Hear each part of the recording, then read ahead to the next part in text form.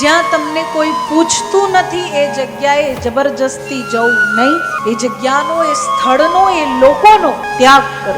અહંકારને પોષિત કરવાનું માન નહીં, પરંતુ તમે જે માનના હકદાર છો, જે યોગ્ય છો. હે ને કે ઘણા લોકો એવા હોય કે તમે એમના સાથે વાત કરો ને, એ ત્રીજી વાત કરે. બે વ્યક્તિ વચ્ચે વાર્તાલાપ થતો હોય કે બિલકુલ તમને આમ ઇગ્નોર કરી દીધા છે, અને તોય તમે સાંભળો છો મારી વાત તો સાંભળો, હું કહું છું એ તો સાંભળો.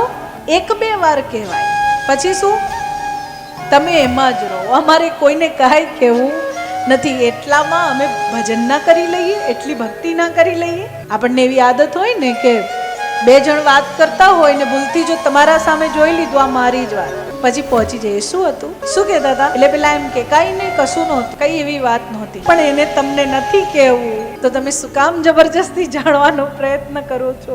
શું ખબર કે તમારી મહાન નિંદા થઈ રહી હોય અને તમે જાણવા માંગતા હોય તો ક્યાંથી તમને કહે?